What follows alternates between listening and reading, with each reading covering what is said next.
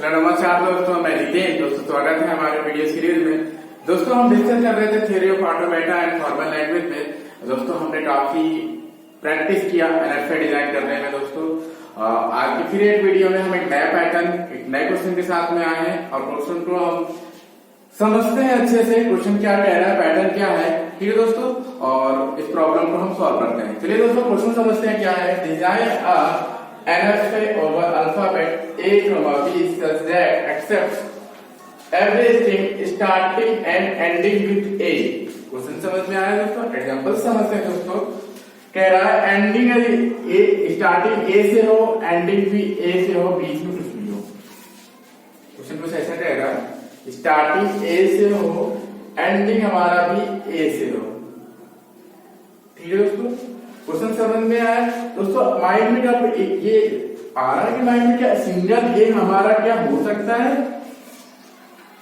क्या सिंगल हमारा क्या हो सकता है? ये स्ट्रिंग हमारा क्या मेंबर हो सकता है?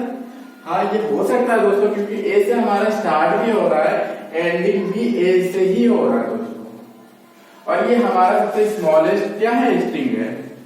सबसे स्मॉलेस्ट हमारा ये स्ट्रिंग है। हमने हर बार बताया हर स्मॉलेस्ट स्ट्रिंग को लेके हम डीएफए डिजाइन कर रहे थे, ठीक है, और एनएफए भी। तो चलिए दोस्तों क्वेश्चन को सॉल्व करते हैं। सबसे पहले हम डीएफए डिजाइन करेंगे, फिर इसके बाद एनएफए।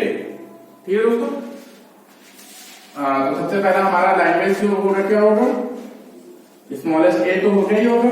फिर दोस्तों फिर स्टार्टिंग ए से एंडिंग ए, बीच में कुछ भी हो सकता है। स्टार्टिंग ए से एंडिंग तो बीच में कुछ भी हो सकता है। इसी तरह से आप लैंग्वेज टैबलेट कर सकते हो। ठीक है दोस्तों, फिर स्टेप 2 क्या था? ये स्टेप 1 हो गया हमारा। स्टेप 2 क्या था? हम डीएफए यहाँ पे इसलिए बना रहे ताकि आप कंपेरिजन कर सको एनएफए से। ठीक है दोस्तों, और एनएफए क्यों इतना इजी है डीएफए के कंपेरिजन में दोस्तों? ठीक है दोस्तों, एनएफए पूछा जाए आप एनएफए बनाओ, यहाँ हम समझाने के लिए सबसे पहले डीएफए बना रहे हैं। ठीक है दोस्तों, चलिए हम डीएफए पहले बनाते हैं। क्यों नोट पे हमने क्या दिया? ये हमारा इनिशियल स्टेट हो गया, ए दिया और यही हमारा फाइनल स्टेट हो गया। इतना तो समझ में आया दोस्तों आपको? ए देने पे हमारा यहाँ में। अब दोस्तों क्या ये डीएफए कंप्लीट है? डीएफए कंप्लीट नहीं है, क्योंकि हमें हर स्टेप पे हर इनपुट के लिए हमें ट्रांजिशन देखना पड़ता है। तो चलिए चेक करते हैं। क्यू नोट पे यदि ए आ जाए, क्यू नोट पे हमारा क्या आ जाए? ए आ जाए, तब क्या होगा? क्यू नोट पे यदि हमारा ए आ जाए, ए आ जाए, सपोज बी आ जाए, बी आ जाए, तब क्या करोगे? अब यहाँ पे स्टार्टिंग केस आया हुआ, तो इसके लिए हम बी आ जाए तो हम उसको कहां भेज देते हैं? बी आ जाए तो हम उसको कहां भेज देते हैं? डेड स्टेट में भेज देते हैं। बी आ जाए तो हम उसको कहां भेज देते हैं? डेड स्टेट पे, क्योंकि यहाँ खोज दिया है स्टार्टिंग केस आया हुआ है ना, हम स्टार्टिंग के लिए हमने डेड स्टेट यूज करते हैं। यहाँ पे स्टार्टिंग के लिए अगर बी आ जाए पहले तो हम कहां भेज रहे हैं? Q2 पे, और Q2 के बाद जब डेड स्टेट पे जब चला जाएगा तो वापस आने की जरूरत उसको है नहीं। डेड स्टेट फिर फाइनल स्टेट में वो नहीं जा सकता। ठीक है दोस्तों, इसके बाद अब हमने Q1 पे, Q0 पे चेक किया, Q1 पे चेक करते हैं। हम Q1 पे चेक करते, यदि ए आया, फिर ए आ जाए, फिर ए आ जाए, फिर ए आ जाए, तो हम यहाँ पे सिर्फ लूप रहता है ए का। कोई दिक्कत यहाँ पे? कोई फर्क पड़ेगा इससे? कोई फर्क नहीं। हमको स्टार्टिंग चाहिए ए से और एंडिंग भी ए से चाहिए, सेम सिंपल। ठीक है, तो ए से स्टार्ट और ए से खत्म, कोई दिक्कत नहीं। सपोज ए आया, फिर आता बी, तब क्या करेंगे? क्या इसको डेड स्टेट पे भेजने की जरूरत है? यदि बी आ जाए हम इसको डेड स्टेट पे भेज, हम डेड स्टेट पे इसको नहीं भेज सकते। क्यों? यदि बी के बाद यदि ए आ जाए तब क्या होगा? तब तो एक्सेप्ट हो जाएगा स्टार्टिंग ए से और एंडिंग भी ए से हो रही है। डेड स्टेट की कंडीशन ये है कि जो वहां चला है फिर वापस नहीं आ सकता, यही है ना। लेकिन लास्ट में ए आ गया तब तो हमारा तो वो स्ट्रिंग एक्सेप्ट हो जाएगी ना। तो इसको हम एक यहाँ पे ना भेज के डेड स्टेट से, इसको हम एक टेम्परेरी स्टेट बना दे रहे Q3। Q3 हम यहाँ पे एक Q3 हम बना रहे हैं टेम्परेरी स्टेट, तो बोलते हैं हम टेम्परेरी स्टेट। ठीक है दोस्तों, अब भी जितनी बार भी आएगी वो यहाँ पे होल्ड किया रहेगा। अब जितनी बार भी आएगा यहाँ पे होल्ड किया रहेगा, जैसे ए आएगा तुरंत वो Q1 पे उसको भेज देगा।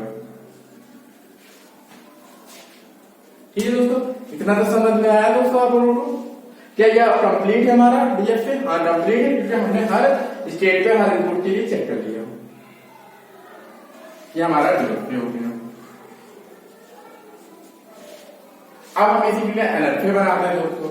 तो एनएफए हमारा क्यू नॉट हमारा ये है, और हमने यहाँ पे ए अप्लाई किया, हमारा ये क्या, ये फाइनल स्टेट हो गया। इतना समझ में आया दोस्तों? ये एरो बना लिया होगा आप तो, ठीक है दोस्तों। तो क्यू नोट पे आके हमारा ए हमारा एक्सेप्ट हो गया। अब इसके बाद आप बता सकते ए आया एक्सेप्ट हो गया, ठीक है। अब क्यू नोट पे फॉर एग्जांपल ए आया एक्स ए, ये कंडीशन आ जाए तब क्या होगा, ए के बाद हमारा बी आ जाए, सॉरी ए के बाद हमारा बी आ जाए, फिर ए आ जाए, फिर ए के बाद हमारा बी भी आ जाए। इस कंडीशन में ये भी हमारा स्ट्रिंग एक्सेप्ट है। इसके लिए हमें क्या करेंगे, यहाँ पे एक और बना लेंगे और यहाँ पे ए दे देंगे और यहाँ पे एक ए दे देंगे और लास्ट में लूप लगा देंगे यहाँ पे ए कोमा बी। ए आया, फिर बी आ रहा तो बी आया, फिर ए आया, ए आया, फिर ए के बाद चाहे ए आए, ए आए, चाहे ए के बाद बी भी आए, चाहे सारे स्ट्रिंग एक्सेप्ट होंगे। यहाँ से यहाँ पे ये Q1 मान लो, Q2 सॉरी, यहाँ पे ये Q1 है बेटा, ठीक है। तो अब एक्सेप्ट करा लो। अब जब सारे सिंगल है तो हमारा एक्सेप्ट हो गया, ठीक है। और इसके बाद इस कंडीशन का आपको मिलेगा, इस कंडीशन के स्ट्रिंग, तो ये भी एक्सेप्ट हो, ए फिर लूप लेगा ए बी का, फिर इसके बाद ए, ठीक। इतना तो समझ में आया दोस्तों। लास्ट में आप चाहे तो लूप लगा दें और ए का, कोई फर्क नहीं पड़ता, ए चाहे कितनी बार आता रहे वो वहां पे एक्सेप्ट होता रहेगा। इतना समझ में आया। ये हमारा एनएफए हो गया, ठीक है दोस्तों। मेरे हिसाब से दोस्तों बहुत ही इजी है, समझ में आया होगा। और एनएफए में हमारा हर स्टेट पे हर इनपुट के लिए हम नहीं चेक करते हैं, ठीक है दोस्तों। हमें जहां जरूरत पड़ती है वहां पे हम चेक करते हैं, ठीक है दोस्तों। हमें जो हमें स्ट्रिंग एक्सेप्ट करानी होती है, हमने स्मॉलेस्ट ये ए एक्सेप्ट करा दिया। एक कंडीशन ये बन रही थी, ए एक्स बीच में भी अगर कोई अल्फाबेट आ गया, बी आ गया, कोई भी अल्फाबेट आ गया, इसलिए हमने Q2 लगा दिया है, ठीक है दोस्तों। दोस्तों 5 टपल्स है और अच्छा कॉलेज और एग्जाम में लिखने के लिए आप 5 टपल्स डिफाइन कर दो। यहाँ पे 5 टपल्स कौन से हैं, आप क्यू नॉट बता सकते हैं यहाँ पे, सॉरी क्यू कैपिटल क्यू है, क्यू नॉट, Q1 और Q2। इसी तरह अल्फाबेट्स आप ए coma B.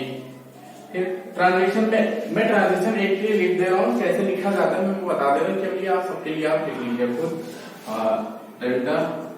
Delta transition Q not के लिखा, क्यू नॉट ए देने में तो Q1 पे भी जा रहा है और Q2 पे भी जा रहा है, ए देने पे जा रहा है Q1 पे भी जा रहा है और Q2 पे जा रहा है, ठीक है।